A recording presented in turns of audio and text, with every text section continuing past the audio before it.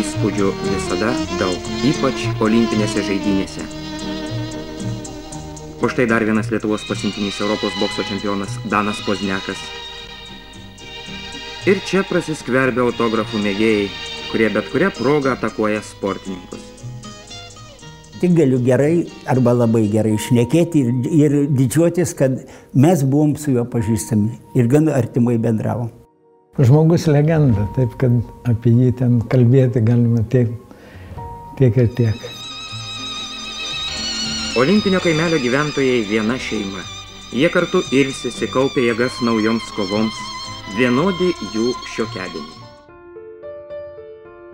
Turėčiau labai daug klausimų ir labai norėčiau išgirsti daug istorijų.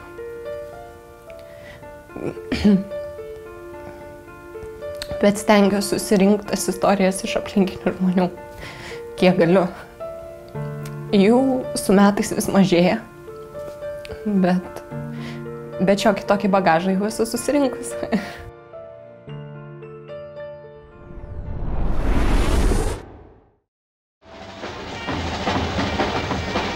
Ketvirtfinalyje Pozniakui teko kovoti su Vokietijos Demokratinės Respublikos boksininku Jurgenu Šlegeliu.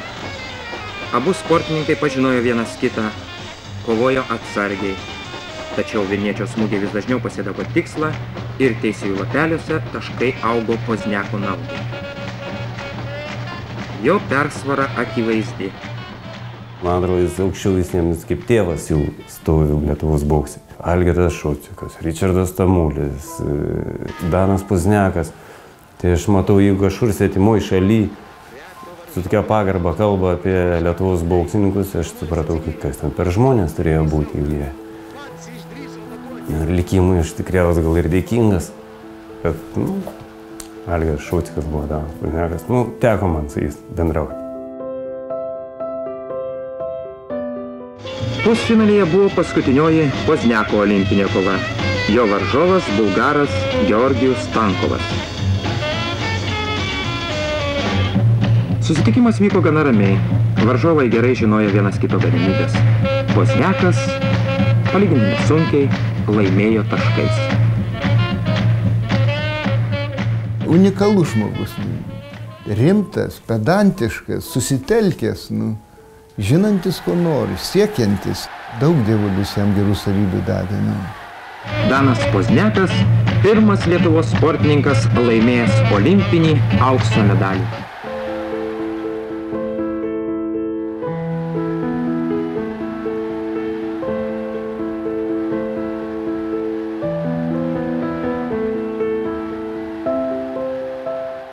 Jau bus 15 metų aš jį pragyvenau.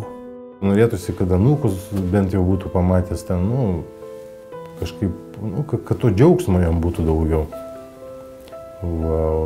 Aišku, trūksta, tai kaip tėvo gali netrūkti. Tai tikiuosi, kad šitas filmas padės ne tik man susirinkti bagažą, bet ir kitiems žmonėms, kurie galbūt neturėjo šanso susipažinti su mano tėčiu.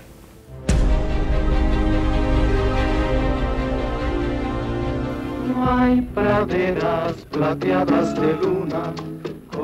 1968 metai, kurie sporto istorijoje liks įrašyti visam laikui. Meksika žavi būtent savo originalumu. Tarp kitko, jūs jau pakilote į daugiau kaip 2000 metrų aukštį virš jūros lygio. Ir kas įdomiausia, lyginant su Lietuvos tašku mūsų planetoje, vaikščiojate žemyn galvą. Jūs sveikina senosios Actekų ir Majų žemės sostinė Meksikos miestas. Tai buvo išskirtinė olimpiada. Pirmą kartą Lotynų Amerikoje, pirmą kartą su privaloma dopingo kontrole, pirmą kartą stulbinamai sėkminga lietuviams. Pagaliau štai jis signalas. Te bus sąžininga sportinė kova, taika ir draugystė. Tai buvo olimpiada, padovanojusi Lietuvai pirmąjį olimpinį čempioną. Po 68-ųjų visi pasaulyje žinos tą vardą – Danas Pozniakas, neprilygstamas boksininkas iš Lietuvos. Aišku, tuo metu skambėjo Lietuvos himnas, bet iš esmės mes visi žinom, kad tai Lietuva. Tai buvo mūsų pasididžiavimas. žmogus, kuris yra fiziškai stiprus, tai žinot, tai nenugaliamas, tai čiagi buvo ir jų labiau jis yra mūsų tautietis, tai žinot, tai didžiesnio pasididžiavimo kaip tokio ir būti negali. Atvažiavau su sombrero, ten, žinau, pirko, tai meksikietiškas, žinot, su medaliu parnu, tai labai gražu buvo. Pirma, kaip sakant, bokso olimpinė medalė Lietuvoje buvo, tai čia rezultatas. Ne veltui Danas buvo pripažintas kaip geriausias Lietuvos sportininkas. Iš tikrųjų, tiek pasiekusio olimpinis čempionas, 3 kartų Europos čempionas, taps Sovietų Sąjungos čempionu bokse. Oho, buvo kartais sunkiau negu tapti Europos čempionu.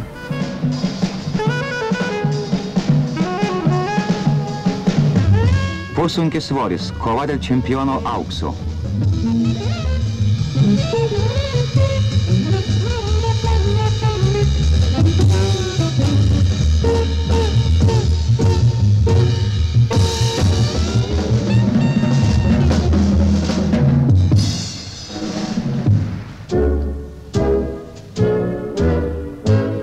Ir tik dabar teisėjų sprendimas pilnavertis. Kiseliovas bučiuoja mūsų Daną, dėkoja už garbingą kovą, pripažįsta jo pergalę ir džiaugiasi ją. Danui čempiono auksas.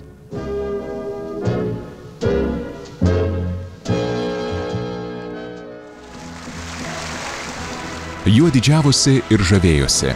Apie jį rašė laikraščiai ir rodė televiziją. Gerbėjai siuntė sveikinimų laiškus, praeiviai dėkojo gatvėse. Šlovė jį regis pagriebė ir nebepaleido. Danas Pozniakas visam laikui tapo legenda. Bet mažai, labai mažai kas pažinojo Daną iš tikrųjų. Niekados nesijausdavosi mūsų bendravime, kad jis yra olimpinis čempionas ar kažkoks žvaigždė. Žinot, kada yra toks iškilus žmogus, sakysim, ir jis elgiasi taip, kad prasčiau negu jo pašnekovas, ir tai jis tampa dvigubai iškilesniu. Visai priešingybė, kurią aš galvoju. Jis vis tiek krustokas.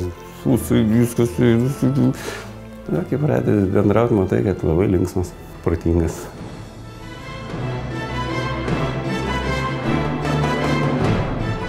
Pas jį viskas tvarkingai sudėta, jisai žinodavo iki smulkmenų, kas kur padėta, kur raktas, marškiniai ar ten maikutės, kur kas, jisai viską žinodavo.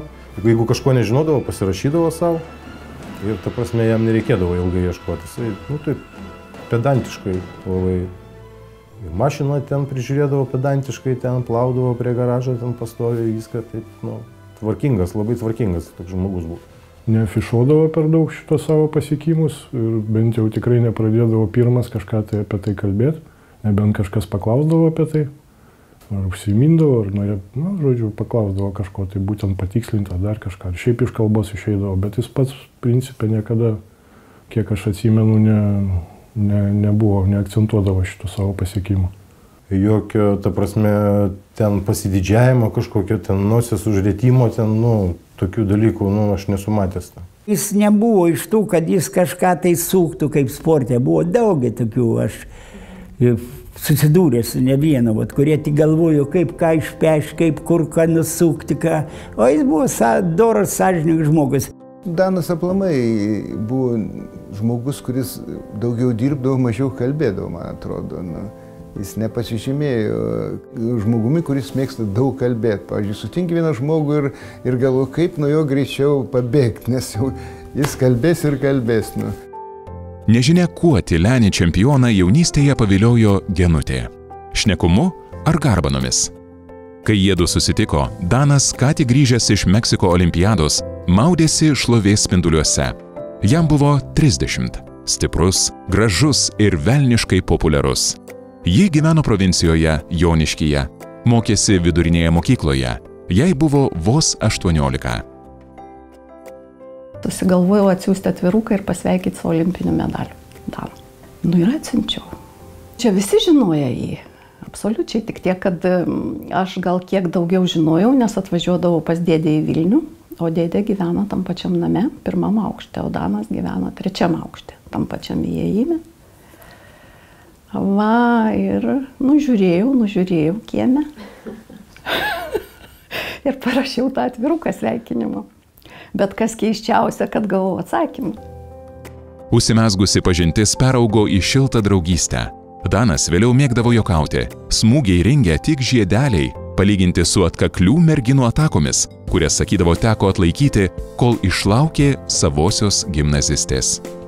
Aš jo nepažinojau absoliučiai. Tai čia pradžioj tai tik tai, kad buvo kažkoks. Paskui nužiūrėjau, kad labai gerai atrodo. O paskui, kai jau susipažinom, tai, žinokit, toks labai jau vyriškas charakteris, labai stiprus, kietas ir tvirtas. Ir aš labai daug kartų gyvenime pagalvodavau, kad kai vyras tokia, tokia charakterio, kada moteris vadovauja, man turbūt ir nebūtų patraukęs. Tvirtas, tylenis, rūpestingas ir paslaptingas. Toks Danas pasirodė Genutei. Jaunoji žmona bandė klausti, bet vyras nemėgo prisiminti karjeros pradžios. Niekada atvirai nepasakojo, kaip atėjo į boksą. Iš tėvų ir giminių užuominų Genutė vėliau suprato, kodėl. Danas, tas jaunuolis iš nespalvotų nuotraukų, visą gyvenimą saugojo skaudžiąją savo šlovės pusę. Ir žinau, kad jisai buvo labai silpnas. Kai pagimdė, kai paaugo, irgi labai silpnas buvo, labai mažai svėrė. Kai gimė, nežinojo, ar jis išgyvens. Gal tokie žmonės įsikabina į tą gyvenimą ir siekia savo tikslo užsibrėžtų. Tėveliai labai nenorėjo, kad jis eitų į boksą. Ir jis pasislėpęs, jis niekam nieko nesakęs, su Sarokinu Viktoru. Sarokinas jį nusivedė į pirmas tas treniruotės, kad parodyti, pasižiūrėti, pastebėti. Tai ir jam patiko matomai. Tai dar jis bandė namuose užsiminti, bet labai tokią kietą mamą turėjo. Labai. Tėvelis buvo labai toks inteligentiškas, jis mokyklos direktorius buvo. O mama tai našlaitė labai nuo ankstyvų metų ir kažkaip tokia labai charakteris kietas, toks tiesiog vyriškas, sakyčiau, gal Dano. Ir jinai pasakė ne ir net negalvok. Tačiau sūnaus charakterio pasirodo būta dar kietesnio. Danas nepakluso mamai ir tyliai tęsė treniruotes. Ne tik ringe, bet ir savarankiškai Vilniaus parkuose, bėgiodamas, darydamas jėgos pratimus. Tai buvo stebėtino atkaklumo paauglys. Ir kada jis jau iškovoja kažkokį tai apdovanojimą ir su didžiausiu džiaugsmu parnešė namo ir pakvietė mamą. Mama sakė, matyt, nenoriu. Ir dar aprėkė ir dar nežinau, kaip ten buvo. Žinau, kad jis išbėgo ir nakvoja kažkur tai ant šieno. Labai jam buvo skaudu ir jis labai įsižeidė, kad taip tokia reakcija buvo. Ir vis dėlto nuoskauda neužgesino Dano aistros. Jaunuolis turėjo tiek vidinės stiprybės, kad atrodė niekas nebūtų galėjęs jo perkalbėti. Jis tvarkingai, jis lankydavo visas ten tos stovyklos, būdavo treniruotės, viskas labai tvarkingai ir, kaip jis sakydavo, viskas per juodą darbą. Nes jis labai stebėdavos visada, kiek nedaug reikėdavo Richardui Tamuliui įdėti. Nes jis sakė, jam čia nuo Dievo buvo duota viskas.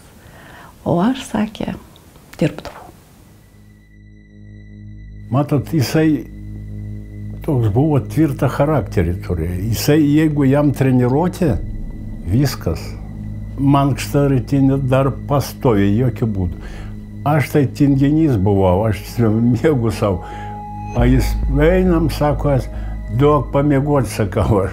Buvo toks, jis iš pradžių mažiukas, 50 kg nesveria, ten visi negalvoja, bet paskui daėjo iki pussunkio svorio jisai. Konkurencijos nebuvo. Netgi per treniruotę, tai jisai, aš padėdavom jam. Pavyzdžiui, aš gerai mokau boksuotis prieš kairiarankis. Tai jisai kairiarankis, jis kitas stovėsina šitos pusės. Tai mes su jiem atidirbinėjom šitus visus priemonės, kaip padėdavom jam. Dešinys taip stovė, kairiarankis kitoj pusėje, suprantate? Ir jau su šito reikia kitaip judėti, kitaip dirbti. Atpildas atėjo sunkiai, bet buvo labai saldus. 1958-aisiais 19-metis Danas pirmą kartą tampa Lietuvos čempionu. Tai buvo triumfo žybsnis, įkvėpęs sportininką eiti tolyn ir itin nudžiuginęs pirmąjį jo trenerį, šviesaus atminimo Zigmą Katilių. Vėliau pergalių džiaugsmu Danas dalijosi ir su kitais savo treneriais – Alfredu Levicku ir Viktoru Ogurenkovu. Beje, kurį laiką Daną treniravo ir jo brolis Jaroslavas Pozniakas. 11 klasėje buvau ir Panevėžyje atidarė, man atrodo, kažkur vėlai žiemą atidaręs, vadinosi tada sporto rūmai, sporto salė, kuri po to tapo Viliaus Variakovo sporto mokykla. Ir pavasarį ten vyko Lietuvos čempionatas. Visi ir dalyvavo, Dano svorė buvo toks Strilčiūnas, jis 6. vietą pirmoji tautų Spartakiadai užėmė. Bet jis toks mėgstantis išgerti buvo, jis netoli manęs ten panelę turėjo, tai aš dažnai matydavau, kad jis tvorą apsikabinį stovi. Ir išėjo finalą ir Danas Pozniakas jį primušė, tai taip ir sako, gerai, taip duok tam pijokui.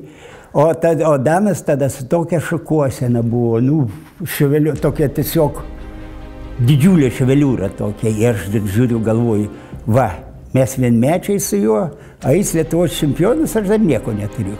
Lietuvoje tuo metu boksas tikrai buvo labai populiarus. Aš pats pamenu, kai atėjau pirmą kartą į sporto salę 64 metais, atėjo naujokų koks 50, šių lieka kokie 2-3 paskui, aišku, po keletų mėnesių. Nes įsigasta, net laiko. Kumyrą ir kvėpdavau, tai yra Šocikas, Pozniakas, Tamulis, puikiai judėjo kojomis, tai yra peringai judėjo, atrodo jis nedaug judėjo, bet jau labai kojos buvo raumeningos, jis greitai ir pakankamai judrus buvo ringe, tai pat pagauti, kaip boksininkai sakydavo, buvo labai ir labai sunku. Danas dirbo abiem rankom vienodai gerai ir jo smūgiai buvo stiprus iš abiejų rankų. Ir stiprus, ir tikslus. Ir labai pasižymėjo Danas konkretumu. Jis be reikalo, kaip boksininkas sakydavo, nedirbdavo, bet dirbo iš širdies. Ringiai jis atiduodavo visą save. Jau Danas, kad nedirbtų ringe, jau nieks to nematė. Šalia pirmojo titulo, Lietuvos čempiono vardo, jaunasis sportininkas netruko įrašyti ir 2, ir 3, ir 4, ir daugybę kitų.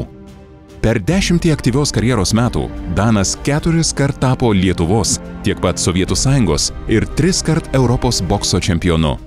Olimpinė šlovė jam buvo pranašaujama dar 64-ųjų Tokijo olimpinėse žaidynėse. Deja, dėl apmaudžių priežasčių Danas į šią olimpiadą neišvažiavo. Turėjau važiuoti 64 metais, kada Ričardas Tamulis tapo 2 olimpinėse žaidynėse. Jis taip pat turėjo važiuoti ir buvo vienas iš pagrindinių kandidatų, tik tai pas jį prieš pat išvykstant, gal savaitę prieš išvykstant į olimpinės žaidynės, jis važiavo su motociklu, atsimušė kažkaip tai į sunkvežimio bortą, prasikirto antvekiai. Tada jis neišvažiavo, o tada važiavo tik tai vienas Ričardas Tamulis. Ričardas Tamulis tais metais parvežė sidabrą. Danas Pozniakas olimpinio triumfo kantriai liko laukti dar 4 metus. Štai mūsų olimpiečiai Modestas Paulaukas ir Jonas Čepulis. Abu olimpiados debiutantai. 68-ųjų Meksiko olimpiadoje mūsiškių lietuvių sportininkų iš viso dalyvavo 10. Suprantama, Sovietų Sąjungos rinktinės sudėtyje. Lietuvių boksininkų buvo 2. Danas Pozniakas ir paskutinę akimirką Sovietų rinktinėn įrašytas įvairių čempionatų medalininkas Jonas Čepulis. Jauni, atletiški, kuklūs tarybiniai jaunuoliai. Jau sekančią dieną tarp pirmųjų olimpiados varžybos pradėjo 5-kovininkai. Rinktinės sudėtyje Ledniovas, Oniščenko ir Stasys Šaparnis. Stasys sutiko seną pažįstamą žirgą Juano Colorado, su kuriuo sėkmingai rungtyniavo praėjusiais metais. Žvaigždžių daug buvo ir ten ne tik mes, ten krūva žvaigždžių, bet Meksika taip, man jie, kad labai nuskurdiš buvo, jeigu imti pagal taip kitas kapitalistinis šalis ir juos tai jie vargšai buvo. Ir ten prie Mexiko, pavyzdžiui, tokių Nu, aš bijau net pasakyti, ne namelėje, o tokios lūšnos sukaltos iš fanieros, iš kardo kažko ir tų vaikų krūva. Ten, kai važiuodavau, žiūrėdavau, nu, siaubas. Ir aš, kai pavyzdžiui, buvau olimpiniai savaitėje ir olimpinėse žaidynėse dangus ir žemė, jie labai pasikeitė. Pakeitė taip, kad siaubas dar man. Danas ten pamatė, sako, Stasy, kaip jeigu pistoletą, va, tokį įsigyti, ten pistoletai pardavinėja, sakau, baigtų, sakau, nedurnavok, sakau, paskui pagausi ir baigsis visas. Sakau, ateisi, va, bus stovyklos mūsų, ateisi, kiek tu norėsi, aš šauduosiu, šaudyk, sakau, nėra problemų. Mes gyvenom, jis, man atrodo, per daug aukštus virš manęs gyveno, mes visi kiekvieną, susitikdavom kiekvieną dieną ir dar klausau, jis sakė, sakau, kaip, mano burtai, nesakau, Jono Čepulio, geri burtai. Jonas Čepulis gyveno kartu su Danu Pozniaku ir jis man asmeniškai pasakojo, būtent dar tuo metu, kai aš buvau bokso federacijos prezidentu, tai Čepulis atvažiuodavo į renginius rengiamus ir jis man pasakojo, kaip jie abudu ruošėsi kovoms. Jie gyveno abudu dviese kambaryje ir Danas reikalaudavo, kad kambaryje būtų visiška tyla. Jeigu tik tai sučiuža laikraštis, tarkime, Čepulis skaito, Jonai, tylos. Buvo taip susitelkęs kovai. Nu. Arena Mechikos salėje kovojo boksininkai. Jų maratonas pareikalavo labai daug jėgų. Pusunkis svoris. Pirmoji Vilniečio Europos čempiono Dano Pozniako kova. Vilniečio varžovas kubietis Gregorijus Aldama. Ten atbėgo tik laisvas, sėdo, ten olimpiečių, kur klubas buvo, 3 televizorius. Mes ten pasistatom, ant grindų atsigulėm ir žiūrim. Vienoj lengvoji, kitą ką, tai žiūriu. Aš krepšinį, boksą ir lengvą. Daugiau ten nieko nežiūrėjau, nes krepšinį Paulas žaidė, boksą Danas su Jonu. Ir lengvoji atletiko, tas, kada pirmą kartą Fusberį šoko nugarą per tą. Pirmą kartą ten, kas čia per toks funderkindas žaltys. Gerų sudėjimų ištvermingas Laisvės salos pasiuntinys nesiruošė lengvai pasiduoti tituluotam varžovui. Tačiau ilgainiui teko pripažinti vilniečio pranašumą.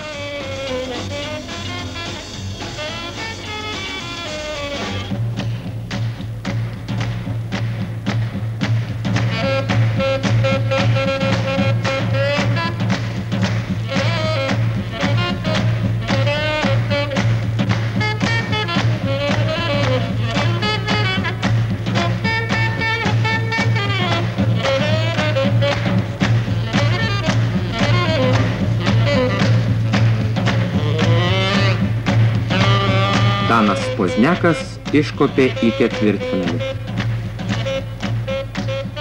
Jis labai ramiai, taip, aš galvoju, jis kiekvieną savo žingsnį pasverdavo, labai blaiviai vertėdavo.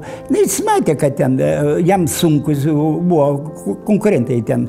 Bet jis, sakau, Danas buvo mano supratimu, aš ne bokso specialistas, kad jis ne iš tų boksininkų, kurie kas daugiau smūgina, kad kuo mažiau praleisti.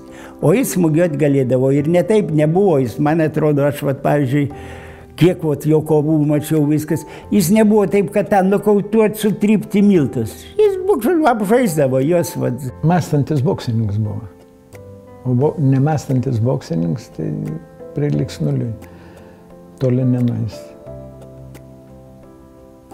Jis kiekvieną smūgį, kiekvienai kovai ruošdavos. Ir kiekvieną ataką apgalvodavo, ką darė. Gal eilinis žiūrovas galvo, čia išėjai viens kitam davė per galvą, to nėra, čia reikia galvoti, čia yra menas boksas. Čepulis pralaimėjo finalę Formenui, Čepulis pralaimėjo ir visi stebėjomės, kad jis paskutiniu momentu įrašytas į Sovietų Sąjungos rinktinę, tapo čempionu. O Danas Pozniakas kažkaip net neužsifiksavo, kad jam būtų buvę labai sunku. Jo kovos buvo pakankamai, nesakau, kad aiškiai, bet laimėtos. Kada nebuvo laimėjo, nelaimėjo, bet pakankamai, žodis aiškiai nereikia sakyti, bet buvo laimėtos. Užtat kažkaip net ir neužsifiksavo. Kelias į pusfinalį laisvas. Mažiausiai bronzos medalis užtikrintas. Tačiau tikslas buvo kitas – auksas. Ir visi žinojo, kad Danas Pozniakas jo vertas. Ketvirtfinalyje nugalėjęs vokietį, pusfinalyje bulgarą, finale lietuvis turėjo susikauti su rumunu Jonu Mone. Tūkstančiai žiūrovų arenoje ir milijonai prie televizorių ekranų laukė intrigos iki paskutinio prakaito lašo. Niekas nenujautė, kad auksas lietuviui atiteks be kovos. Susiklošiusios aplinkybės buvo daugiau negu netikėtos. Dėl varžovo rumuno Monios traumos finale Pozniakui neteko rungtyniauti. Danas Pozniakas pirmas Lietuvos sportininkas laimėjęs olimpinį aukso medalį. Ši olimpiada mums reikšminga ir tuo, kad visi Lietuvos sportininkai pirmą kartą į namus grįžo su medaliais. Danas Pozniakas to jausmo niekada nepamirš. Vėliau prisimindamas istorinio finalo akimirkas, neslėps apmaudo. Auksą tikėjusi garbingai pasiimti, o ne gauti iš baimės atiduotą. Jie tempė iki paskutinės ir paskui jau atėjo, jau dariau apšilimą, todėl kad nieko oficialiai nebuvo pranešta. Ir prieš išėjimo į ringą jau dariau apšilimą viską, paskui atėjo tas Monė, viskas užlipdytas nosis ir pasakė, kad nesiboksuosiu. Tai gal čia biškį ir man buvo... Na, bet atvirai, nors truputį džiaugsmo tokia, kaip sako, tokia viduje buvo. Kaip tik, jeigu būtų iš pradžių, po svėrimo, čia viskas aš buvau pasiruošęs kovai. Skeptikai po Meksiko olimpiados vėliau nekartą dilgins. Ar tikrai dovanotas aukso medalis tokios pat vertės kaip iškovotas? Danas niekada nesiteisins. Atsakymus sudėlios pats gyvenimas. Praėjus metams po olimpinių žaidynių, 1969-aisiais lietuvis su rumunu susitiks dar sykį. Danas Monę įveiks be didesnio vargo ir trečią kartą taps Europos čempionu. Beje, rumuną lietuvis buvo nugalėjęs dar prieš olimpiadą. 1967-aisiais. Tad Ianas Monė, Meksike, nelipdamas į olimpinį ringą, greičiausiai puikiai suprato, kad tai jo šansas išvengti fiasko. Danas grįžo su olimpiniu medaliu, tai Lietuva dovanoja jam tranzistorių. Čia dabartiniam jaunimui tas būtų tiesiog nesuprantama visai. Nes kokie dabar apdovanojimai ir kokie tada buvo. Savoka profesionalus, tai iš kurį gauni atlygį. O šiuo atveju mes kalbam tai, kad mes boksuodavomės ir tame tarpe Danas Pozniakas už, sakysim, už medalį, už diplomą ir taip toliau atlygis, ten daugiau būdavo talonų forma arba ten kažkokia kita ir kaip tokio atskiro nebuvo už tą darbą. Po olimpinių žaidynių ar ten po olimpinių čempionato gal kažkokias tai premijas ir gaudavo. Bet tai tokios minimalios ir vienkartinės, tai praktiškai tai jos nieko neduoda finansinių atžvilgių. O tada ten nebuvo jokių tokios, kad aš neatsimenu, aplamai taip kažkaip, tai kad ten kažkur taip parašyta buvo viskas, kad aukso, bet ant valstybinio lygio, tai kaip priėmimas šitas tai vadinamas buvo organizuotas, tai ką čia tenai. Paspaudė ranko, įteikė man tokią radio imtuvą tenai Rygą. Taurę šampano išgėrė ir viskas, ir išėjom. Paskui aš jau, kada išėjęs, žiūriu, kad parašyta tenai 19 olimpiados prizininkų trenerių, sakau, tai sako, tylėka, tai ir šitą atims. Kitais metais po olimpiados 69-aisiais Danas dar kartą, paskutinį, tapo Europos čempionu. Ir netrukus visam laikui pakabino bokso pirštines. Biografijoje liko įrašyti įspūdingi skaičiai. Iš 217 kovų Danas Pozniakas nelaimėjo tik 14. Nu ką, jisai pasiekė visus rezultatus, kaip sakom, tas sąjungos 5 kartus sąjungos čempionas, 3 kartus Europos čempionas ir olimpinis. Ir rezultato dėl savo darbštumo, charakterį jisai pasiekė rezultatus. Tais laikais tai svarbiausia buvo technika. Suprantat, o dabar čia, šiais laikas aš žiūriu boksą, tai nelabai technikos. Čia visi kalasi, kaip sakant, kas turi jėgų išpusį. O tada buvo pirmoje eilėje technika, gynyba, judėjimas, kuo mažiau gaus smūgių, Suprantat, o dėl šito tai ir jisai buvo jau techniškas, labai gerą reakciją turėjo. Jis mąstydavo ringe. Antra vertus, jis buvo apsiskaitęs žmogus. Jisai labai turėjo daug žinių. Jo atmintis buvo gera. Kiek man tekdavo bendrauti, aš net nustebęs. Tai buvo intelektualus žmogus. Nes ir dirbo po to įvairius darbus. Jisai ne tik dirbo federacijų treneriu, bet jis dirbo po to įvairius darbus. Atsisveikindamas Danas padėkojo ringui, bet jo nepaliko. Tapo tarptautinės kategorijos bokso teisėju. Buvo nuolat kviečiamas į įvairius Sovietų Sąjungos čempionatus. Danas Pozniakas, pirmasis mūsų olimpinis čempionas, bokso varžybų vyriausiasis teisėjas. Kas geriau už jį žino, kiek reikia valios pasiaukojimų, vyriškumo, iškopus į ringą. Вы не представляете, как было трудно тогда в советское время, особенно маленьким республикам, в том числе и Армении, и Литве, и прибалтийским республикам, пробиваться именно для того, чтобы стать и большим спортсменом, и хорошей судьей. Это было очень трудно, но мы все же как-то нам удавалось. Он говорил, золото и бриллиант никогда не меняет цвет.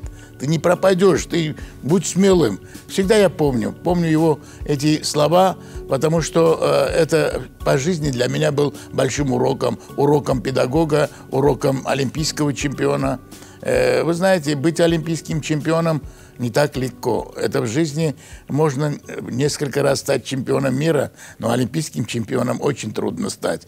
И я думаю, это легенда мирового бокса, Дан Иванович, потому что он был одним из тех людей, который был кумиром нашим, не только у вас в Литве, но и за пределами Литвы. Był naprawdę bardzo dobrym człowiekiem, mężem dobrym, ojcem także. Należał już do legend właśnie światowego boksu litewskiego, także znany był w Polsce bardzo dobrze. Przedtem to była bardzo silna drużyna, komanda, jakby to powiedzieć, ale Związku Radzieckiego. Oni tych najlepszych sportowców z tych wszystkich republik do siebie no właśnie brali. No i to właśnie między innymi i Dan Poźniak był, jak reprezentował ten Związek Radziecki, nie Litwę. Oni musieli wyróżniać się wszystkim i umiejętnościami technicznymi, i wynikami sportowymi, no bo byli wtedy brani właśnie do takiej reprezentacji Związku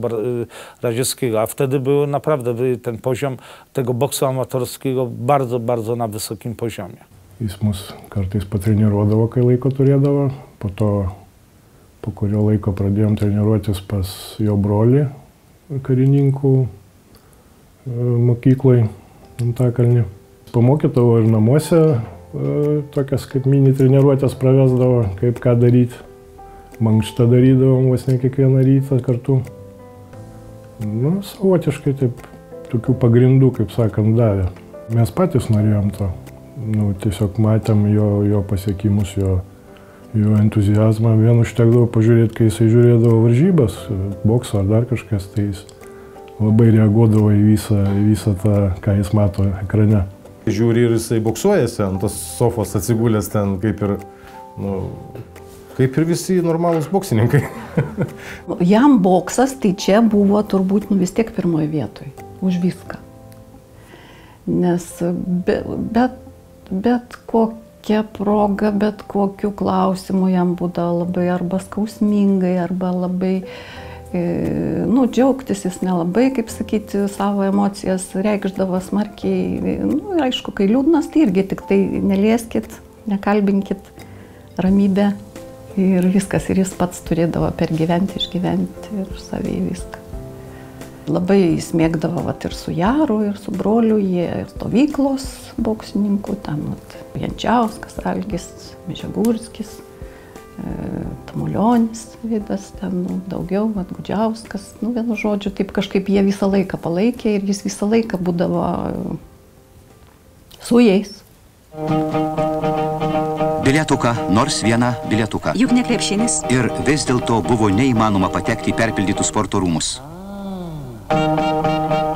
Šį kartą nepaprasto susidomėjimo susilaukė Tarybų Sąjungos ir Jungtinių Amerikos valstijų 12. bokso mačas Vilniuje. Dalyvavo 7 odinės pirštinės meistrų poros. Kovai rengėsi pussunkiasvoris Jungtinių Amerikos valstijų auksinių pirštinių laimėtojas ir čempionas Larry'us Murphys, pagrindinis Algirdo Jančiausko varžovas. Suprantamas Respublikos nusipelniusių trenerio Jaroslavo Pozniako nerimas. Danas ir Jaroslavas buvo man kaip antra šeima, su kuriais aš tikrai praleidau savo bokso metus.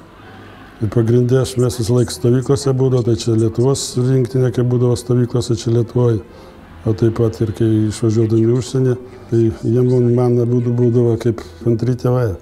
Labai griežtas buvo, reiklus ir prašydavo arba reikalaudavo, kad kiekvienas iš tų mūsų dar jaunų boksininkų, kad kiek galėtų, pavyzdžiui, ir per treniruotės, ir per varžybas atiduotų visą savo jėgas.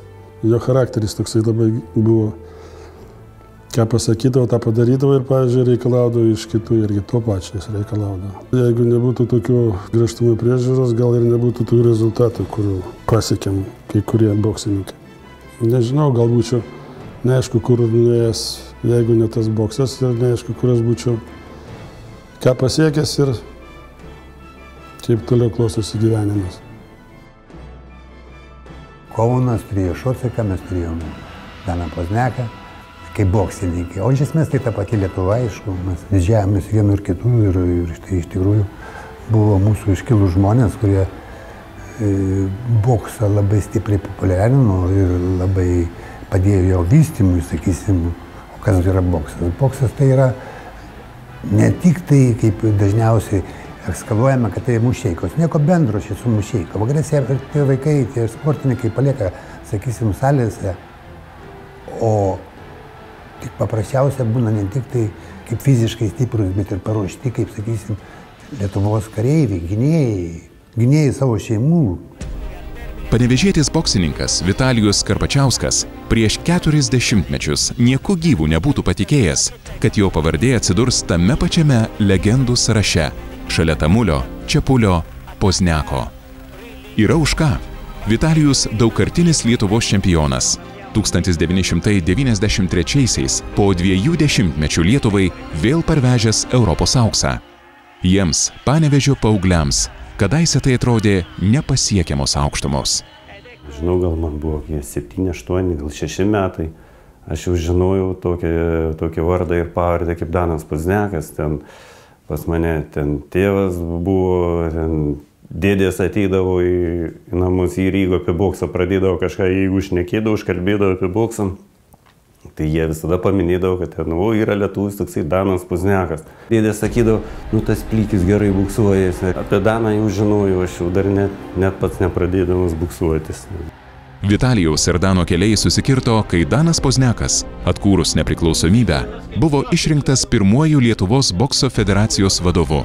Tai buvo darbingiausias ir ko gero sunkiausias Dano gyvenimo etapas. Nuo 92 metų olimpiada, tas judėjimas, kai prasidėjo, mes jau pradėjom bendrauti, suvažinėti.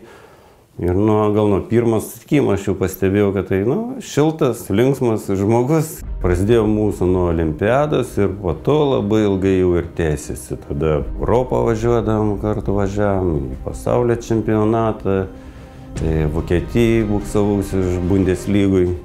Irgi kartu važinėdam su Danu Pozniaku. Vokietija ten lyga buvo labai aukšto lygio. Mes kaip nuvažiavam su Gyčiu Iškevičiu, mūsų sunkiasvoriu. Prieš mums kaip tik metus buvo atsibuksavę 2 Rusijos boksininkai. Ir vaikščiojau tada legendą, apie jos vokiečiai kalbėjo, kaip jie visus metus atsibuksavo ir nei vieną kartą nepralaimėjo, nei vienos kovos. Jau buvo tokia legenda, mums tik atvažiavus, tai kaip čia dabar mums seksis. Ir pavyko gan neblogai, gal Iškevičius per 2 metus, gal 1 ar 2 kovas yra pralaimėjęs. Man pavyko ne vienos nepralaimėti. Ir vokiečiai, kaip tik tas Bundeslygos klubas vienas, pažadėjo kaip ir mikroautobusiuką naują Mercedesą padovanoti Lietuvos bokso federacijai. Ir Danas Pozniakas, man atrodo, jam ne vien tik tai reikėjo, kad ten jį nuvažiuoti pasimti, bet ir dar už jį pakovoti. Nes mes, kai įdavom į treniruotę, kokias 2 savaitės vaikščiame, net juokdamės, kad vaikšto kaip į darbą. Nes rytinė treniruotė, gal ten kokie formalumai buvo sudėtingi, bet kiekvieną rytą iki pat pavakarių eidavo tvarkyti tos dokumentus, kol sutvarkė. Ir įsigijom, Lietuvos bokso federacija įsigijo naują mikroautobusiuką. Neįvertino, kiek jis boksui davė, kaip federacijos prezidentas buvo. Aš atsimenu, kai jis man sakydavo, Stasy, gal reikia tau Trabantą, aš važiuoju į Vokietiją, ten mano treneris Trabantą naują beveik turi, kur aš įdėsiu. Jis visi jo boksininkai Vokietijoje boksavo su įvairius klubus, jis juos ten ieškojo kontaktų, siuntė, aš sakau, jis velniškai daug padarė ten kaip federacijos prezidentas. Vadovavo federacijai, tada, kada buvo sunkiausių laikų po nepriklausomybės, tai yra, aišku, visos sporto šakos vegetavo, mes tik taip svarbiausia dėmesį skiriam krepšiniui, o aišku, kitos sporto šakos,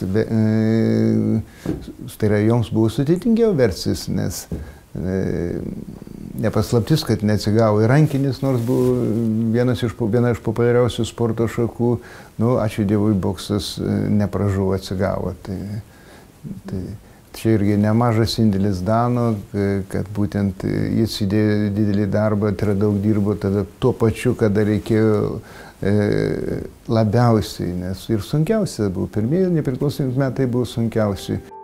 Aktyviai Danas Pozniakas įsitraukė ir į Vilniaus olimpiečių klubo veiklą, kurį laiką klubui vadovavo. Iš prigimties organizatorius, Danas mėgavosi įdomia veikla ir neatsidžiaugė bendraminčių draugija.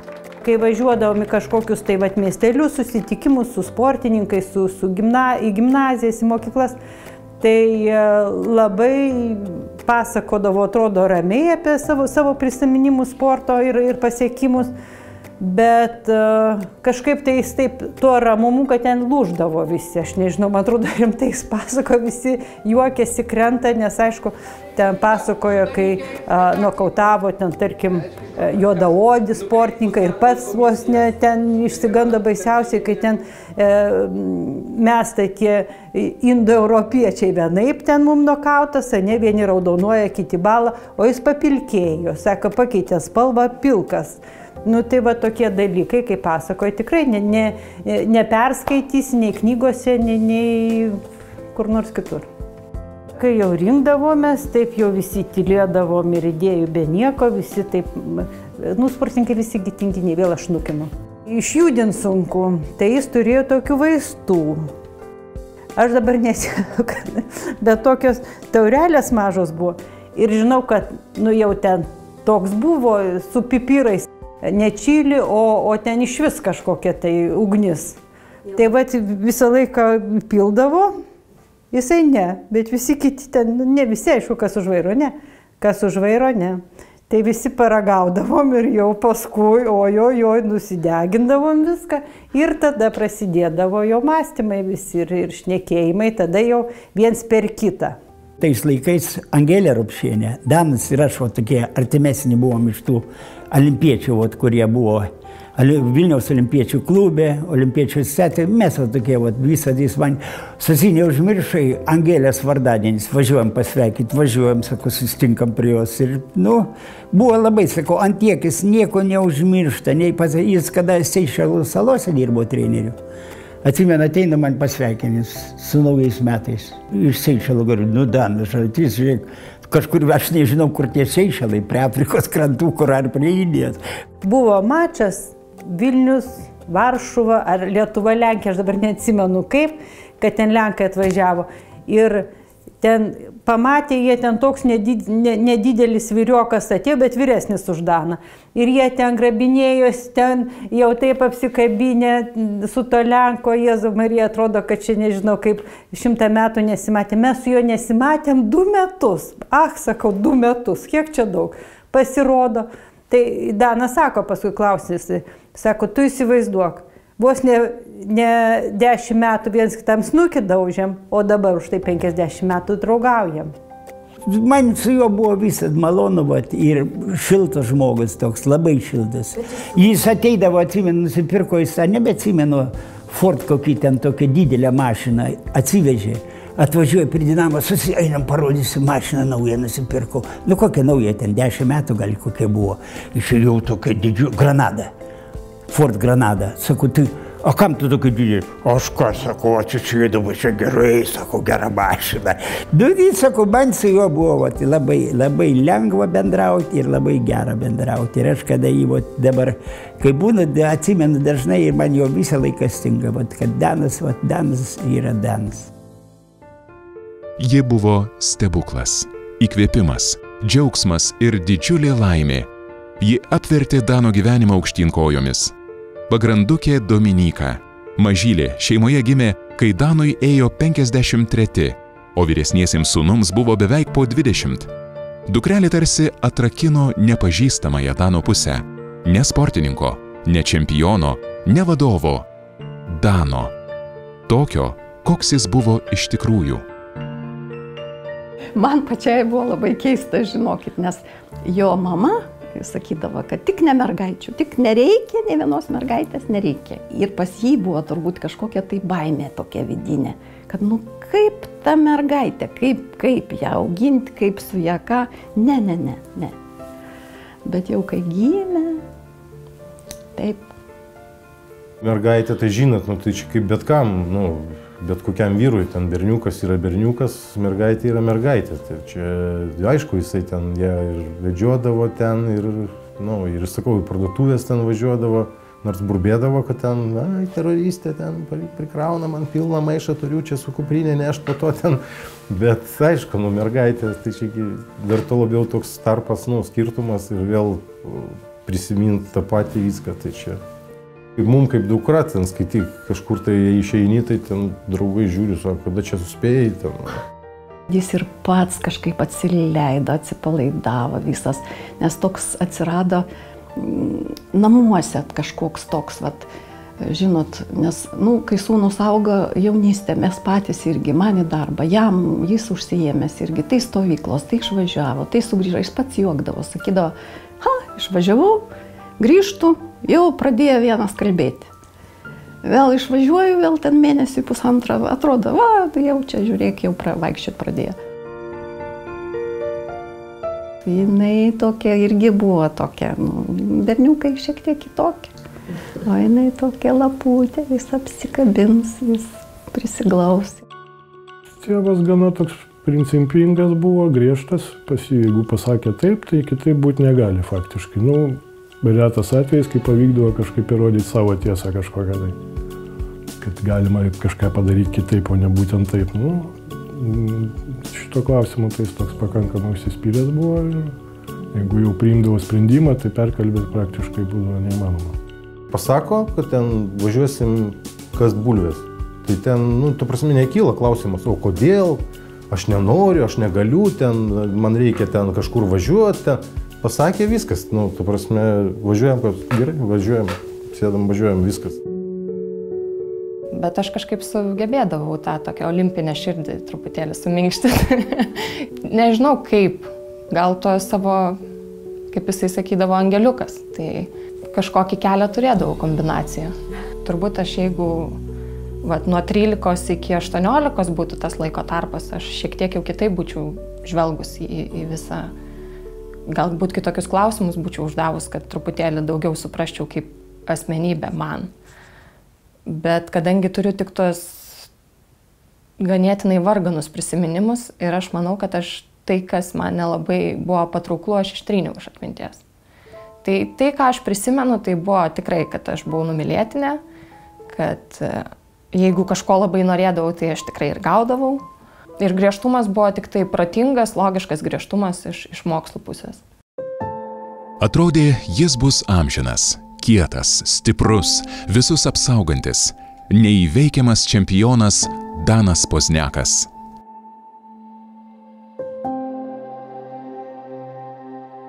Danas Pozniakas – pirmasis Lietuvos olimpinis čempionas. Nenumaldamai bėgantis laikas nepajėgs ištrinti iš atminties nepakartojamos Dano Pozniako pergalės 68 metų vasaros olimpiadoje Meksike ir jo iškovotų 3 aukso medalių Europos čempionatuose.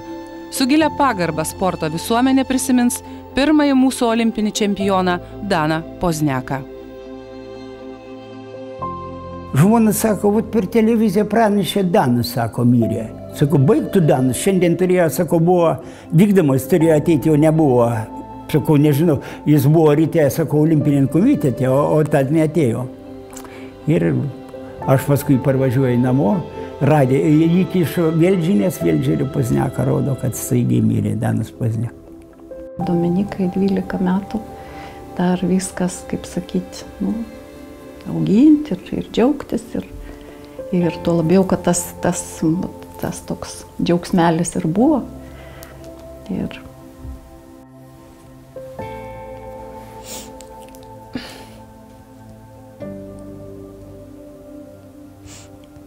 kažkaip sunku.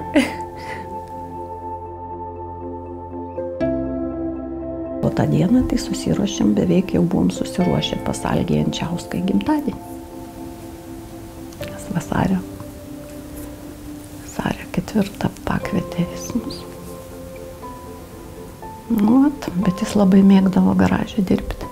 Ten tvarkytis, pas jį didesnė tvarka būdė negu pas mane namuose.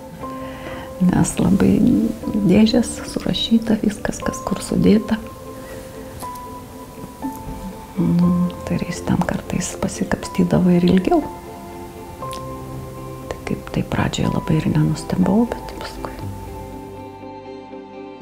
Paskambino jis man, sako, važiuoju į garažą, ten viskas, ten normaliai.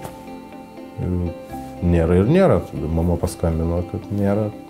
Tai važiuojam pažiūrėti, kas ten.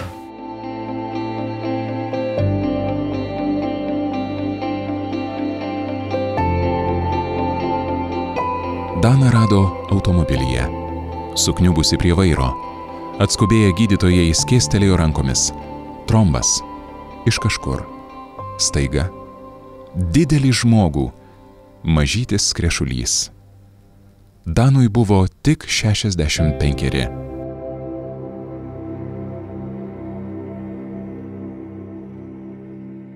Ir mama išvažiavo, aš likau viena namie. Ir stovėjau prie lango ir laukiau, kol sugrįž. Bet taip ir negrįžo. Mirtis nesirenka. Eilės nėra. Kai ji pašaukia, lieka tik tiek, kiek buvai. Trūksta, aišku. Taip, kartu visą gyvenimą pragyventi, paskui likti, kaip sakant, vienam. Tai va. Gal, nežinau, ne tos pasiima žmonės tenais į viršų.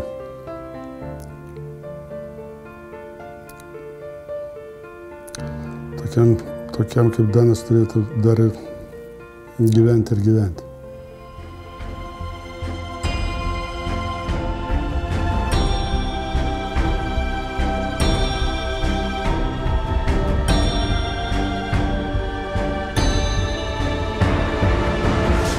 Nebepamatė Danas, kokia gražuolė užaugo jo pagrindukė. Nebepasidžiaugė anūkais. Vienas iš jų pavadintas senelio garbei Danuku.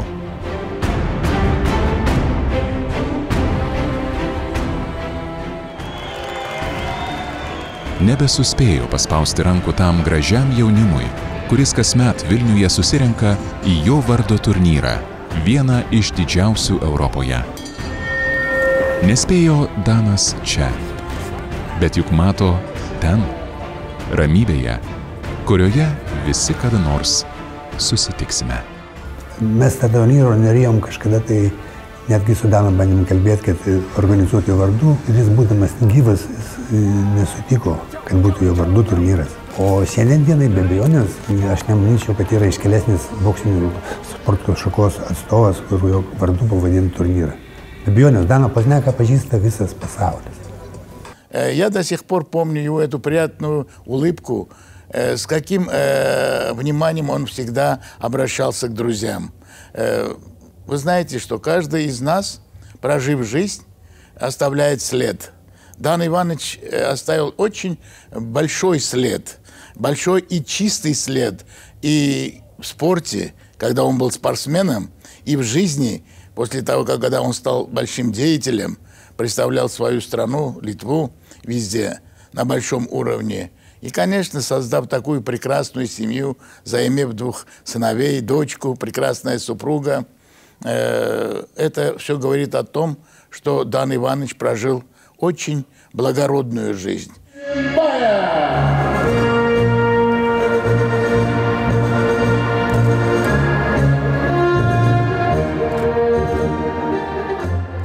Mano kartos paklausė, tai bet kas naktį pasakys, kas tas Pozniakas ir kur ir kaip ir ką. Bet dabartinė, tai aš pavyzdžiui nežinau, ten draugė nesenai sužinau, kad Selas ten kažkoks dainininkas yra. Ieškojau, aš nerandu, kad ten dainuotų jisai, bet mano gal visai, o jisai net nežino nei kas aš, nei kas Pozniakas irgi taip. Kiekvienai garsesnė pergalė tiek Europos čempionate, tiek pasaulio, tiek olimpiadoj pritraukia vaikų. Bet dabar žymiai mažiau yra norinčių užsiiminėti. Individualiuose sporto šakose, jeigu jau krepšininkai, dėjo, kad sumažėja norinčių sportuoti, tai apie individualias sporto šakas tikrai sunku. Nes nenori to darbo. Čia yra juodas, kruvinas darbas. Reiktų vėl vienos žvaigždės, 2, 3 ir vėl būtų, nes to labiau, kad pavyzdys rodo, kad mes lietuvių galim boksuoti. Iškart tėvų požiūris kitoks pasidaro, jeigu apie boksą niekas nieko negirdi, tai tuo labiau mama, tokia tėtė, bet kaip tėtė, mama, viskas atboksas, tik muštynės. Iš tokių iš boksininkų tampa Algirdas Šocikai, tampa Danai Pozniakai. Ir jau tėvai pradeda žiūrėti į tą sporto šaką kitaip ir lengviau pradeda vaikus leisti. Paskutinį randą ir neatšok atgal ir daryk dabar antrą bangą. Bet nebėk į šoną, o konkrečiai eik ant žmogų. Siauriau! Dirbi! Apatinį! Apatinį kelt! Tu gali pakelt apatinį! Dirbi serijom, ne vien su! Vytautas Balsys!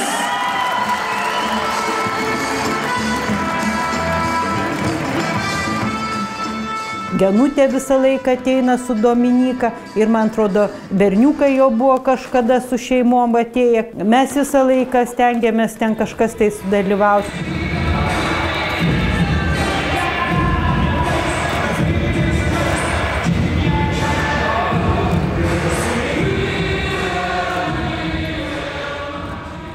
Jis buvo boksininkas ir labai geras boksininkas. Ir aš galvoju, kad Lietuva jo neįvertino. Sako, sportininkas yra kaip citrina. Jie įspaudė ir išmetė. Ne kiekvienas, yra žmonių, aišku, kad tai valgo kai obuolį, bet pagrindė įspaudė sultis ir citrina nereikalinga. Kiekvienas sportininkas baigęs, ypač jeigu tuo labiau, kad aukšto lygio rangų sportininkas, baigęs sportuoti, praktiškai visą savo gyvenimą turi pradėti iš naujo. Kodėl? Todėl, kad baigęs sportuoti, jis prieš tai apie jį rūpinasi ir treneriai, ir sporto organizacijos, ir viskas, jam suplanuota viską, važiuoja į stovyklą, tenai važiuoja į varžybos, po šito tenai tas. Metam laiko praktiškai, kada gali pailsėti, kada viskas. O pasibaigęs, kada, kaip Richardas sakė, kaip įspaustas, jau kaip šitą citriną, ir viskas, ir niekam tu praktiškai jau nereikalingas. Pas mane, kaip buvo toks laikotarpis, aš galvoju, jeigu aš tiek jėgų, tiek energijos, tiek sveikatas atiduotum kokiam mokslė, tai aš būčiau koks akademikas gal. Tai man nereikėtų dabar pradėti visą šitą tavo gyvenimą nuo nulio.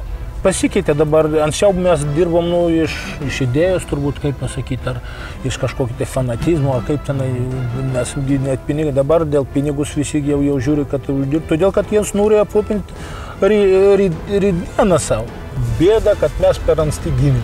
Jeigu kažkur tai 10 metų vėliau, tai gal ir gyvenimas pasikeis. Bet vis tiek ir mūsų laikais pliusai buvo, ir daug pamatėm, ir kažką tai pasiekėm, ir kažką tai padarėm.